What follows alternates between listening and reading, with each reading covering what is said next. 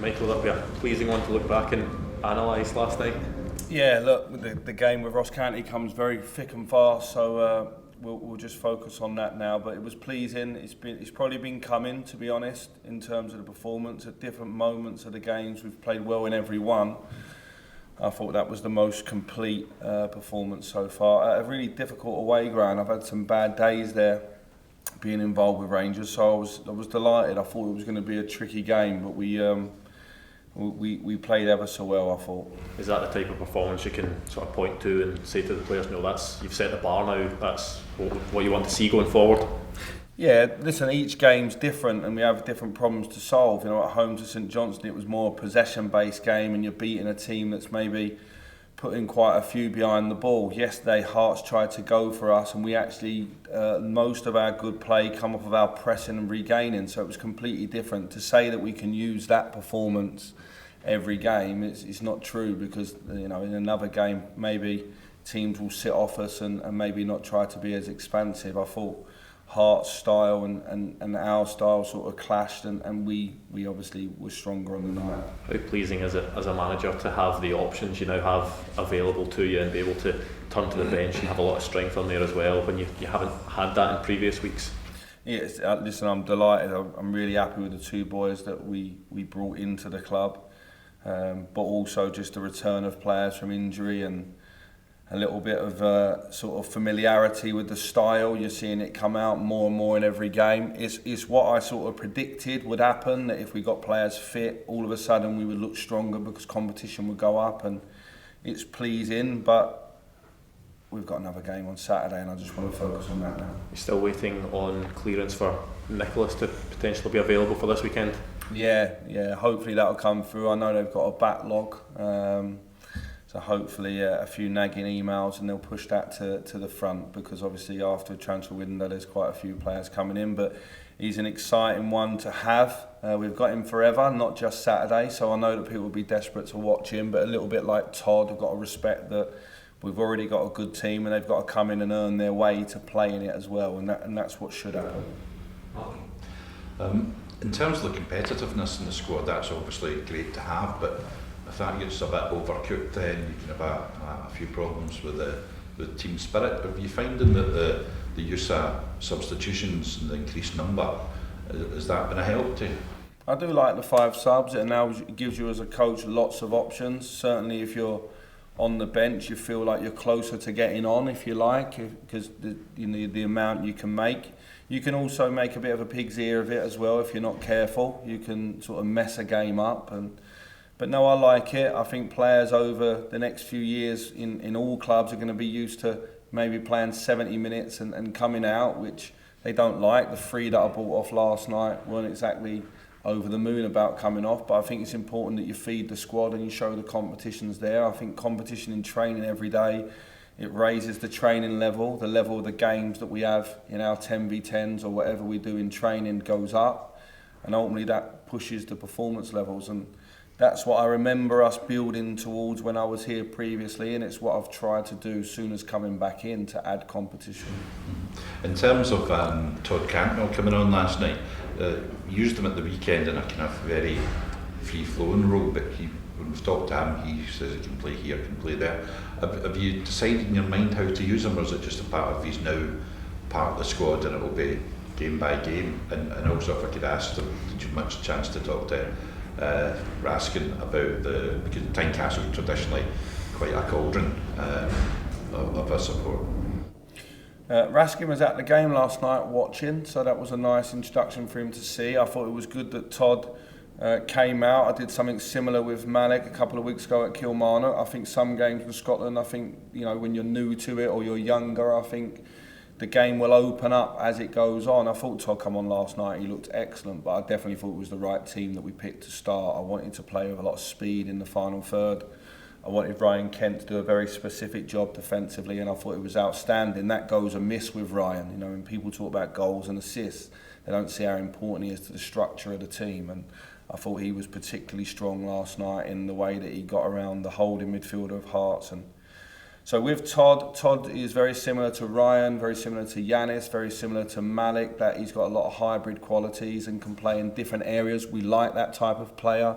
when we're defending, we want to defend always in formation. When we're attacking, we want to let people go and be a little bit free. And I think that will hopefully make Todd enjoy his football, because I think he's already clearly a very good player. It's just obviously trying to integrate him into our team. And I think it's important as well that players realise we've got different types of players. I thought Fashion Sakala was very important to the game last night, and that's different to when you're playing at home and maybe you need a Todd to open a door. Away from home there's a bit more space, you maybe need someone like Fashion. It's important we've got all types in the building. Michael, I know it's not too long since last night, but is there an update on the squad for Saturday's game? Everybody okay? Yeah, Yanis will be back training today, so we just gave him a couple of days after the weekend because he had quite a few heavy days into it. And then he played at the weekend. It was important to give him a couple of down days. He was never going to be involved in last night's squad, so he'll train for a couple of days now, we'll see. Kamaru's back outside with the team, albeit unopposed, but that's really good sign. So if he has a couple of days now unopposed, you might look at him for the weekend if we had to. If not, we'll just push for next week. But that's really, really pleasing news. John's just in individual training at the moment. He's going great guns, and just had a little bit of a reaction last week. He was very close to being in the squad, and then you're just thinking, well, look, he's not had a lot of fitness there, and sometimes you just think, well, there's no need to push at the moment. I think our squad's quite strong. We've got good cover. And I don't want to be rushing anyone unless I needed to. I think it was different when I brought Goldson and Ben Davis back in the team. I rushed those two, to be honest, because we needed them. See, in terms of individual players, how satisfying is it for you to see them kind of flourish under what you're trying to do? And you seem to rejuvenate quite a few players. I thought Glenn Kamara looked like Glenn Kamara of old last night. I thought he was exceptional. So how do you keep that standard now that they've kind of hit? I think competition's important. Individual sort of goals and aims they got is important. What drives someone. I think I tried to give them a lot of clarity, and I never ask them to do anything that I don't think they can do. So when I asked them to go and play, I asked Glenn to be himself. Todd's come into the club, I've asked Todd to be himself, and he's at his best when he's able to be a little bit free and go and pick up certain areas. I don't know if there's been an upkick in individual performances. I think they've just had a lot of clarity, and I think collectively as a team, when Rangers have done well and beat teams they've beat in Europe and done well domestically, it's not been the individuals, it's been the group, and the group all pulling in the right direction. I thought last night was a good team performance, hence why it's so difficult to pick one standout player last night. That's now 3 clean sheets in a row, and the back four's settled. I think maybe that's 8 games in a row possibly that they played for the first time, I don't know how many months. Is that maybe part of your thinking as well with someone like John Souttar? You've got a really solid base in there just now, they're all getting to grips with each other and they're starting to really show what they can do. Yeah, I think Connor and Ben have got to build a partnership, and it's alright doing it on the training pitch, but it's generally built in playing games together and having some tough moments and good moments, so I didn't really want to mess around with that. Borna's come back from the World Cup. I thought some of his crossing last night was outstanding. I thought that was Tav's strongest defensive performance in a while also, so it just shows you the relationships on the pitch are really important. Any team that's successful in any league, probably 6 or 7 of the outfield players play over 90% of the games. I think if you look at teams that do well and win things and go on runs, that's the case. And earlier in the season, both the previous manager and myself have not had that, and I think that gives the team a strong foundation, and then you can try things from a confidence place. I think when a team's doing well, it's easy to make 2 or 3 changes or change tactics slightly. When you're not doing so well, that seems so difficult. So I think we're in a place now where it's pleasing.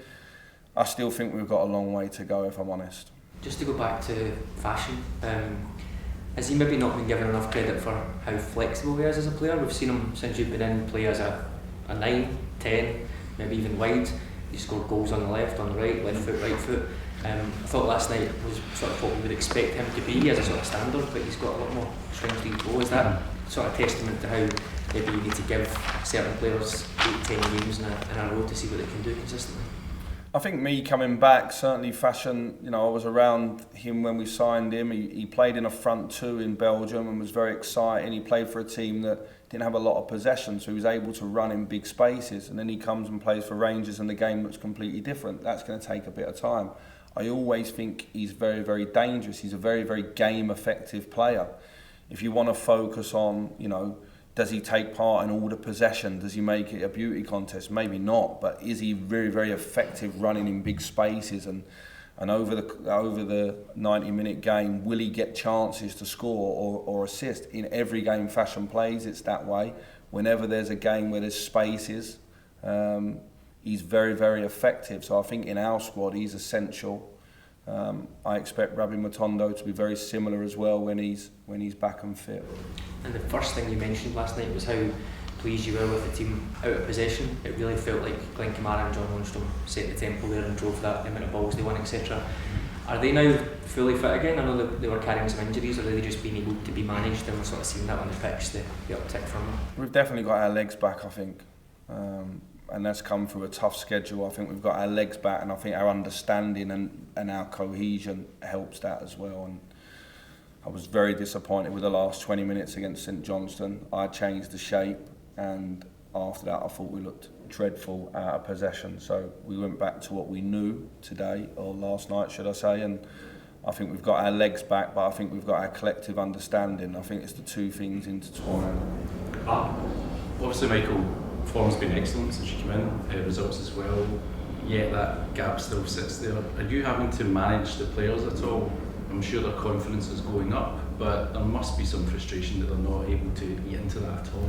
They can only do their job, can't they? And they're doing it very, very well at this moment in time. I haven't spoke to them about whether they're frustrated. I've just spoke to them about playing the next game. I think last night, people outside of the game and outside of our club were waiting for us to slip up last night. So it was important that we laid a marker down, and we did. That's all they can do. We go to Ross County and then we can park the league for a minute because we've got a really important cup game after that. And then we've got a tricky one away at Livingston. We've had some tricky away games back to back. So I think all we can do is focus on the next game. I think the competition in the building is what's driving the team at the moment. And I think we're not looking too far ahead other than the next game and trying to improve on very specific areas of each game. Last night was a step forward, but I do feel we owe our home fans a good performance as well. I think it's been a while since probably the Aberdeen home game where we've put in a really strong performance. We played well in moments. I thought against St Johnstone, if we take our chances, then everyone's saying it's a different game. But in terms of the frustration is probably there from before I come. I haven't lived that frustration. I can only play the games that are in front of me now. Just a slight tangent. I know you were asked about Malik Tillman last night and his situation. You've talked about Morelos and Kent, and there's no deadline as far as I understand in resolving that. As manager though, with a bigger picture in mind, would you not rather get clarity on these situations so that you can plan, and obviously plan to start next season with hitting the ground running? Yeah, look, I've got a bit more clarity than I probably can give outwards, obviously. It's a bit like in the transfer window when obviously you guys will say I'm contradicting myself. I obviously had more clarity than you guys. I can only say so much, but at the moment those three boys are playing fantastically well along with Fashion, and it's hard for the other attackers because they've been relentless in terms of the goals and assists and the chances that they're making. I like all three of them a lot. I think they know that. Things are really calm at the moment, but what I would say is if the three of them weren't there, I think we're able to play without them at the moment because we've got Todd and we've got Nico and we'll have Tom Lawrence, we'll have Kamar Roof, we've got Antonio Cholak. We seem in quite a good place at the moment. Talking about your front players, Alfredo took a bit of stick last night from an ex-Rangers player who called him an idiot and said he was inciting the Hearts supporters. How do you feel about that? I wouldn't agree with that. I think the Hearts supporters were maybe trying to incite Alfredo for the whole 90 plus minutes. If we're going to say that players can't celebrate goals now, we might as well stop the game. There was a long stoppage for that goal, and I think he went and celebrated it. He was, 20 plus yards from him. I think a lot's made about them sort of things in Scotland that's not made. I've worked down south. I've never known this to be a big thing. When we score our second goal and our first goal, we're 2 yards from their fans. And we've got to celebrate the goal. What do you want us to do? Not celebrate, and then everyone say he's moody and he wants away because he don't celebrate. I think we've got to... I think Neil's obviously on the radio, he's passionate, he played for both clubs, he's trying to be impartial and he said what he said. I think he'll regret that more than maybe Alfredo celebrating. Would you be happy with Alfredo continuing to celebrate like that? I want him to really celebrate goals. I want the whole team to. It's the hardest thing in football to do. We're a team that when we're not playing well gets everything thrown at us, and when we're winning, and we're winning away at home and in front of a rival that's the place behind us in the league. They were unbeaten in 10 games coming in. It was a big performance. You want people to play with passion. You want them to celebrate goals, and you know, it's not in sight, and he wasn't right up in front of their face. I think if you look it back, he was at least 20 yards from the byline. So I think VAR sort of stops you celebrating, then he celebrated afterwards. I think it's much ado about nothing. I think we should probably be talking about some of the abuse that comes the other way in our stadiums, not so much the players celebrating goals. And what's changed for Alfredo? That's 6 goals in 7 games under your say was off the boil at the start of the season. What's clicked for him, do you think? Just playing regular, I think. Just playing regular and just enjoying his football, and we're creating a lot of chances. I think he could probably have a few more goals, if I'm honest, and that's probably drove him. That's 2 away at Kilmarnock and then 2 away at Hearts in the last couple of difficult away games. I'm over the moon with Alfredo at the moment. He's no bother to me around the building. And so yeah, so far so good. Antonio's waiting on the sidelines. He's not 100% fit, but it's difficult, you know, when the centre forward's in such good form. It's not really an area you'd voluntarily rotate. So it's difficult for Tony. But earlier in the season, the reverse was true, and Tony was scoring a lot. So it's a good place for us to be in. What challenge are you expecting from Ross County on Saturday? They're a team that has surprised you before in the past. Well, the young player there, Jan Dandu, I had at Liverpool, he's in fine form at the moment, scored in the last couple of games. I think that Malky does a really, really good job. I think his team tried to play the right way. He's used the loan market and the free market really well the last couple of years and brought some interesting players into the league. It must have been really difficult for him to lose Charles Cook and Hungbo at the end of last season, but he seems to have recruited well. They've always given us a difficult game at Ibrox, so I remember some difficult moments against them, and what I would say about Malky is he always sets his team up to try to win the game. So they've got a different type of battle between now and the end of the season than what we've got, but it's important we put on a strong home performance. There will be changes to our team to keep refreshing it, and I'm looking forward to it. It's important we recover well, because obviously they played on Tuesday and we played late last night, so we get the 1 day less to recover. You said the team aren't quite where you would like them to be, but are you seeing improvements every week to get to where you would like them to start playing at? Yeah, that needs to be a regular last night in terms of that energy and desire out of possession. Sometimes we get seduced by having the ball and we forget that our counter-pressing and our defensive work's really, really the foundation to this team's success domestically and in Europe the last few seasons, and I won't stop staying on them until I see that becoming habits again rather than just in isolated moments. I thought that was the key to last night's performance. That was what that pressing and that running together and that harassing Hearts meant they couldn't get out. We got them into their half and we kept them there, and we attacked through the middle, round the sides. If we lost it, we counter-pressed again. The centre-backs locked down. They had quite a lot of pace on the pitch, but they never got any joy because maybe Snodgrass couldn't get his eyes up to use his fantastic passing because we was in and around him, and I thought we really suffocated Hearts for large periods of the game. And then I suppose the only thing for me is, can we score more? Because Zander Clark had a particularly good game last night, but also we missed some big chances as well, and that's the same as St Johnstone. So it's probably been the same in every game I've been here, that we've missed big chances to maybe to the perception outside to be a lot nicer than maybe it's been, but inside we know we've got a lot of work to do.